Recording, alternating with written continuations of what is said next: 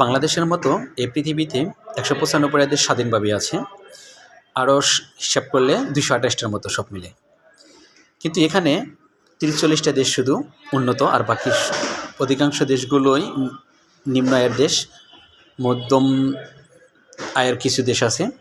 আমি আজ বলবো শুধু এই যে নিম্ন মধ্যবিত্ত যে দেশগুলো আছে সেই দেশ সম্পর্কে দু একটি কথা। এই ২৬ সাল থেকে তাদের উচিত খাদ্যের স্বয়ংসম্পূর্ণতা অর্জন করা, সে সাথে কাঠামোগত এবং অবকাঠামোগত কিছু উন্নয়ন। ১০ থেকে তাদের যে ৪০ বছর পর্যন্ত যে যুব সমাজই বলি, শিশুর বলি, তাদেরকে মানব সম্পদে উন্নয়ন করা, সেই সাথে উন্নত বিজ্ঞান প্রযুক্তির সাথে সম্পৃক্তকরণ এবং করতেই হবে। তৃতীয় নাম্বার, বিশ্বের যে উন্নত দেশগুলো আছে সেই দেশের সাথে যে বিভিন্ন ধরনের পারমাণবিক অস্ত্র আছে, এই অস্ত্র চুক্তি এটা করে রাখা উচিত। কারণ বিশ্বের বিভিন্ন দেশের দিকে যে যারা মোরাল দেশটা আছে তারা যেভাবে শকুনের মতো থাবা দিচ্ছে, সেই হিসাবে কিছু টাকা হলেও তাদের এই ক্ষেত্রে চুক্তি হিসাবে রেখে খরচ করা উচিত, যাতে ওই দেশগুলো ওই কোরাল ঘাস থেকে বা তাদের এই তীক্ষ্ণ নজর থেকে মুক্তি পাওয়া যায়। তা না হলে সমস্যা হবে।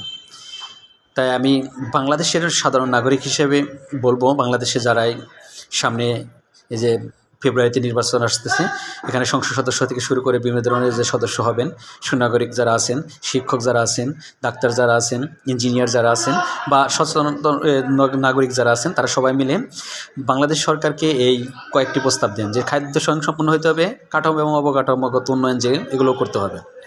সাথে ১০ থেকে ৪০ বছরে যারা আছে, বাকিরে বাদ না, কিন্তু এদেরকে যেভাবে হোক উন্নত প্রযুক্তি বিজ্ঞানের সাথে সম্পৃক্ত করতেই হবে। সেবার মান বাড়ান বা অন্যান্য জিনিস বাড়ান, সেটা পরের ব্যাপার। কিন্তু আর এই অস্ত্র প্রযুক্তি বা এই পারমাণবিক অস্ত্রদের সাথে উন্নত দেশের সাথে চুক্তি করতেই হবে।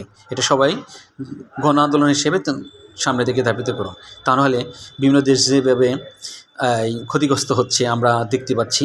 কিছু আমি বলবো শক্তিধর দেশ কবল গ্রাসে পড়ছে। এখান থেকে আমাদেরকে বাঁচতে হবে। না বাঁচলে আমরা যতই পরিশ্রম করি না কেন, এক সময় দেখব যে আবার সেই বিরান ভূমিতে, ঊষর ভূমিতে আমরা পরিণত হব, বা আমাদের যে পরবর্তী যে প্রজন্ম আসবে তারা খুব কষ্টে জীবনযাপন করবে। আমাদের এই 3টা কাজ সরকারকে যেভাবে সামনে দিকে এগিয়ে নিয়ে যেতে হবে। সবাই ভালো থাকুন, সুস্থ থাকুন, এবং যদি আমার ভিডিওটি দেখেন অবশ্যই এখান থেকে একটু এলু চিন্তা করে সমাজের মধ্যে ছড়িয়ে দিন, বা আপনাদের যে দিক নির্দেশনামূলক চিন্তা আছে সেই চিন্তাগুলো বাংলাদেশের মানুষের মধ্যে সচেতন করার জন্য যেভাবে সারা পৃথিবীতে যারা আছে তাদের ছড়িয়ে গেলে এগুলো এক সময় ফলপ্রসূ হবে ইনশাল্লাহ।